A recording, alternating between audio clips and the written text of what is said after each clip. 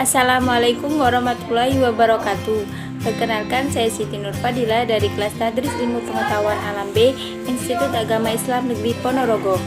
Di sini saya akan membahas mengenai pentingnya manajemen kurikulum berbasis pendidikan karakter bagi siswa sebagai upaya peningkatan kualitas pendidikan. Yang pertama, mengenai pengertian manajemen kurikulum. Kurikulum berasal dari bahasa Inggris yang berarti rencana pelajaran.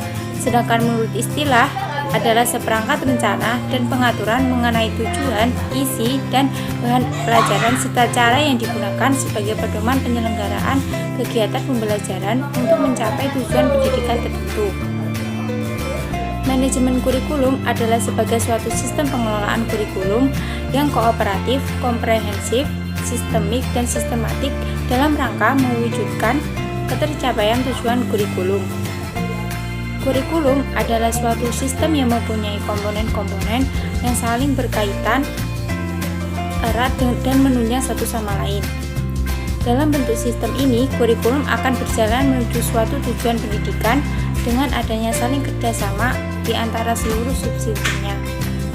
Apabila salah satu dari variabel kurikulum tidak berfungsi dengan baik, maka sistem kurikulum akan berjalan kurang baik dan maksimal.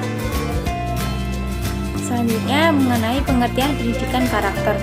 Pendidikan berasal dari kata didik, lalu kata ini mendapat awalan sehingga menjadi mendidik, yang artinya memelihara dan memberi latihan. Selanjutnya, pengertian pendidikan menurut KBBI ialah proses pengubahan sikap dan tata laku seseorang atau kelompok orang dalam usaha mendewasakan manusia melalui upaya pengajaran dan pelatihan. Dalam bahasa Inggris, education atau pendidikan berasal dari kata educate yang artinya mendidik, yang memberi peningkatan dan mengembangkan. Pada tingkat satuan pendidikan, kegiatan kurikulum lebih mengutamakan untuk merealisasikan dan merelevansikan antara kurikulum nasional dengan kebutuhan daerah dan kondisi sekolah yang bersangkutan, sehingga kurikulum tersebut merupakan kurikulum yang integritas dengan peserta didik maupun dengan lingkungan dimanapun sekolah itu berada. Pendidikan karakter dapat dimulai pada tingkat kelas apapun. Penting untuk mengatur fondasi yang kuat selama nilai sebelumnya dan untuk memperkuat dan membangun di atas itu fondasi selama nilai nanti. Program pendidikan karakter harus menekankan kualitas patriotisme, tanggung jawab, kewarganegaraan, dan kebaikan, menghormati otoritas kehidupan, kebebasan dan properti pribadi, kejujuran, amal, kontrol diri, dan agama dan kerjasama. Selanjutnya, mengenai tujuan pendidikan karakter. Pendidikan karakter bertujuan untuk meningkatkan mutu proses dan hasil pendidikan yang mengarah pada pembentukan karakter dan akhlak mulia peserta didik secara utuh, terpadu, dan seimbang, sesuai dengan standar kompetensi lulusan pada setiap satuan pendidikan. Melalui pendidikan karakter, peserta didik diharapkan mampu secara mandiri meningkatkan dan menggunakan pengetahuannya, mengkaji dan menginternalisasi serta mempersonalisasikan nilai-nilai karakter dan akhlak mulia sehingga terwujud dalam perilaku sehari-hari. Kemudian selanjutnya mengenai ruang lingkup pendidikan karakter. Yang pertama, perencanaan pendidikan karakter. Kemudian yang kedua, pengelolaan pendidikan karakter. Yang ketiga, pelaksanaan pendidikan karakter. Kita bahas yang perencanaan pendidikan karakter. Perencanaan merupakan keseluruhan proses pemikiran penentuan semua aktivitas yang telah dilakukan pada masa yang akan datang dalam rangka mencapai tujuan. Perencanaan kurikulum dijadikan sebagai arah pedoman penyelenggaraan aktivitas pembelajaran untuk mencapai tujuan yang telah ditetapkan. Perencanaan tersebut diorientasikan terhadap pengembangan multikompetensi atau karakter yang ada pada diri peserta didik. Hal tersebut menjadikan perencanaan kurikulum menjadi titik awal dan kunci penting di dalam implementasi kurikulum yang ada di sekolah. Dalam mewujudkan perencanaan kurikulum yang ajak dan handal, segenap warga sekolah, baik guru, tenaga pendidikan, komite sekolah, dan khususnya kepala sekolah, senantiasa memperhatikan langkah-langkah yang penting dan juga faktor yang mempengaruhi di dalamnya secara sesama.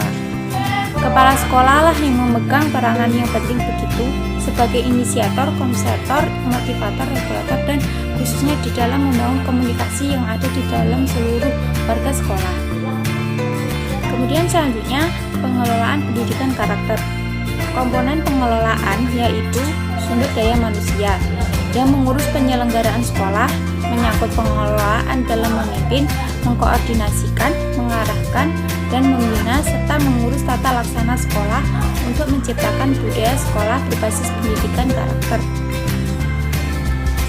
Selanjutnya yang ketiga, pelaksanaan pendidikan karakter.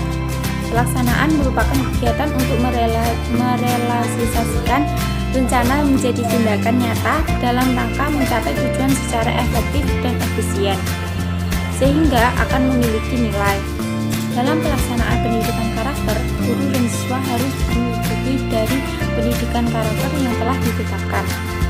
Pelaksanaan kurikulum senantiasa dilaksanakan dengan sebaik mungkin, karena disinilah penentu keberhasilan terhadap perencanaan yang telah ditetapkan.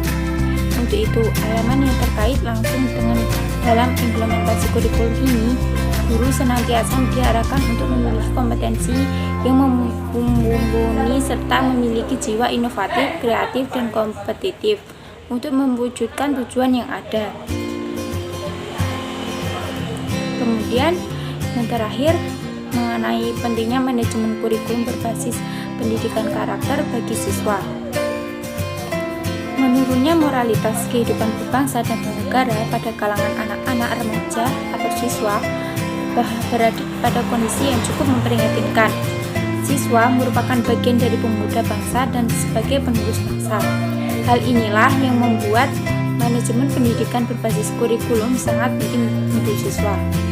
Siswa tidak hanya dituntut untuk menjadi pintar dalam akademiknya saja, namun siswa juga harus pintar dalam non-akademiknya, seperti memiliki pendidikan karakter yang baik, berperilaku yang baik pada siapa saja, senantiasa selalu menerapkan nilai-nilai yang bersumber dari 4 pilar.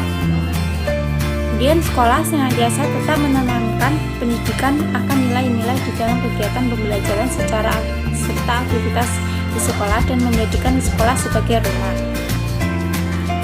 Pendidikan yang bermutu serta berkualitas merupakan sebuah kebutuhan yang mendasar bagi kehidupan manusia.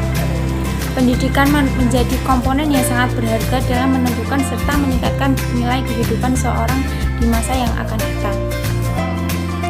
Seperti yang tertuang dalam Undang-Undang Nomor 20 Pasal 3 Tahun 2003, bahwa tidak hanya membangun kecerdasan akademis saja, namun juga diarahkan pada bagaimana pendidikan yang memiliki nilai-nilai yang menjadi satu kesatuan utuh pada diri siswa.